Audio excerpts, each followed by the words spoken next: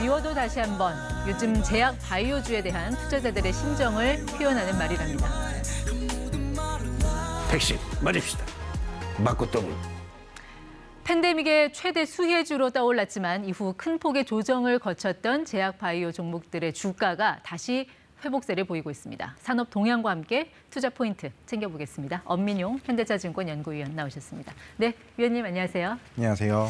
한 2년 쉬어갔죠? 제약 바이오 산업, 맞습니다. 애증의 종목이다, 이런 얘기도 하던데. 맞습니다. 이제 코로나19 이후로는 사실 백신 그리고 치료제, 진단 기업들만 좀 주목을 받았었고 바이오텍 같은 경우에는 사실 꽤 오랜 시간 동안 좀 소외가 되어 있던 상태입니다. 그래서 여기 투자하고 소갈이한 분들 많았고 그래서 또 제약이 필요한 분들도 많았는데 맞습니다. 요즘 주가를 다시 보자. 이거 한번 다시 생각해봐야 되는 거 아닌가 하는 분위기인 것 같아서. 맞습니다. 주가의 흐름 좀 어떻습니까, 요즘? 네, 지금 코스피 200 헬스케어 지수나 이제 코스닥 150 헬스케어 지수 같은 경우 네. 최근 4월 들어서 굉장히 큰 폭으로 좀 상승폭을 나타내고 있는 상태입니다. 네. 코스닥은 어떤가요?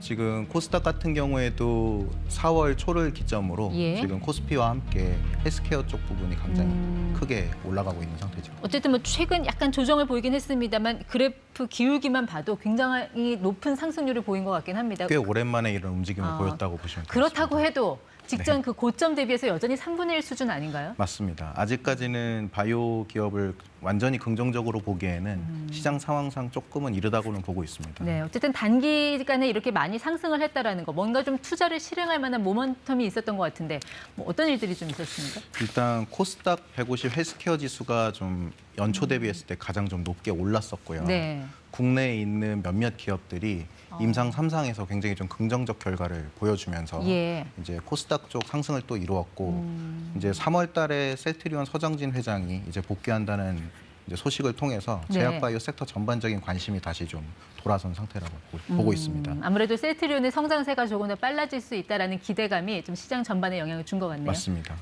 조금 전에 뭔가 좀 어떤 특정 질환에서 제약업체들의 성과가 좀 예상이 됐다라고 말씀하셨는데 그냥 투자 관점이 아니라 정말 마땅한 치료제가 없는 환자들 입장에서도 궁금할 것 같아서요. 어떤 질환에서 어떤 성과가 좀 나오고 있습니까? 네, 지금 보시면은 3월 초에 한올바이오파마에서 이제 자가면역 질환 치료제라는 부분을 네. 중국에서 임상 3상을 성공을 했었고요. 자가 면역 질환이라는 건 이제 자기 세포가 자기 몸 공격하는 건데 어떤 병명을 말씀하시는 거예요? 가장 대표적으로는 이제 아토피 같은 정상 피부 세포임에도 불구하고 예. 계속적으로 이제 염증이 일어나는 이런 것들이 이제 자가면역이라고 보시면 되겠습니다. 네, 그리고 류마티스 관절염. 맞습니다. 이런 것들.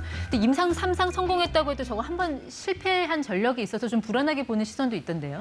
그렇죠. 아무래도 그때 당시에는 이제 갑상선 암병증이라고 하는 이제 좀 희귀 질환 적응증에서 이제 부작용이 일부 있었으나 FDA하고 잘 협의를 맞춰서 현재는 임상을 다시 재개한 상태고요. 네. 이제 향후에 부작용도 이제 사라진 제품까지 개발이 될 예정입니다. 네, 그리고 알테오젠이라는 회사는 뭔가 또 다른 질환에서 임상 3상에 진입을 한 것 같네요. 맞습니다. 이제 4월 3일 날 알테오젠 같은 경우 글로벌 임상 3상 첫 환자 투약을 기점으로 네. 이제 3상 투약에 따른 성공 보수를 어. 이제 마일스톤으로 받은 상태입니다.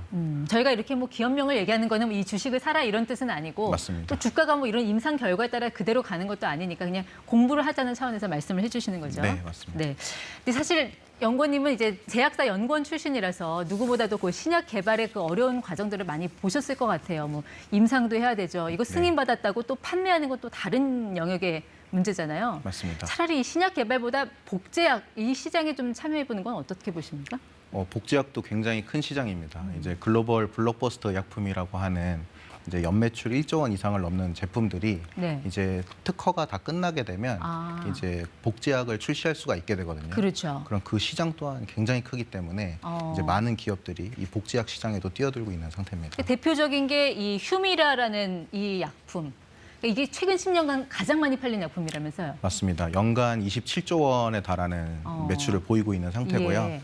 이 제품이 올해 1월에 이제 특허가 만료되고 네. 각 제약사에서 이제 바이오시밀러가 출시될 예정이고 바이오시밀러라면 복제약 말씀하시는 네, 거죠? 맞습니다. 예. 이미 1월 달에 암젠이라고 하는 회사에서는 이 휴미라 바이오시밀러를 출시한 상태입니다. 네. 그러면 이거 특허 끝나면 우리나라 기업들 어떤 회사들이 복제약을 만들 수 있을까요? 지금은 현재 삼성바이오로직스의 자회사인 삼성바이오 에피스하고 예. 그다음에 셀트리온이 현재 이 휴미라 바이오시밀러 출시를 앞두고 있는 상태입니다. 그러면 이 휴미라 말고 좀 다른 거, 뭐 특허 끝나는 다른 블록버스터는 없습니까?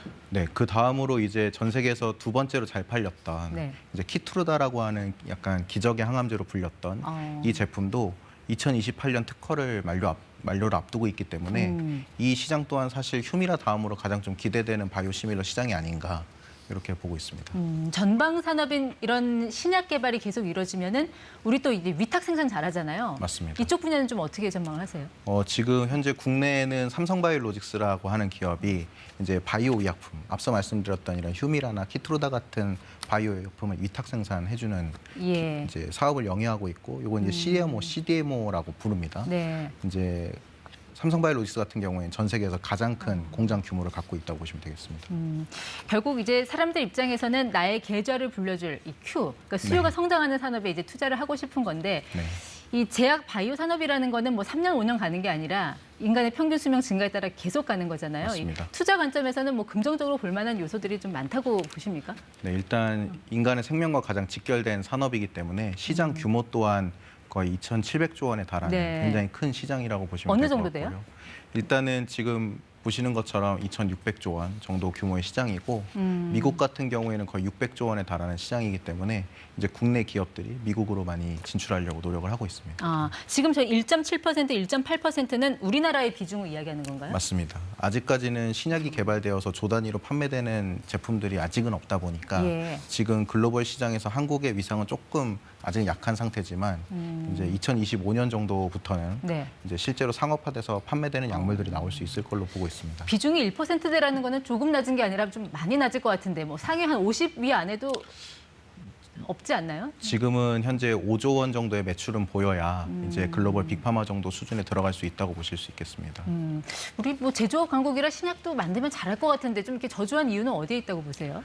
아무래도 미국이나 유럽 쪽에서 한국에서 임상을 거치고 한번 들어가야 되다 보니까 네. 전반적으로 임상 속도나 개발 예. 기간이 조금 뒤처지는 부분도 있고 또 이제 기술력적인 부분에서도 네. 미국이나 유럽에 있는 빅파마에게 기술 이전을 예. 해야 되는 이런 허들들이 좀 있다 보니까 조금 늦어지긴 하고 있지만 분명히 네. 경쟁력을 갖고 있는 기업들도 있습니다. 알겠습니다.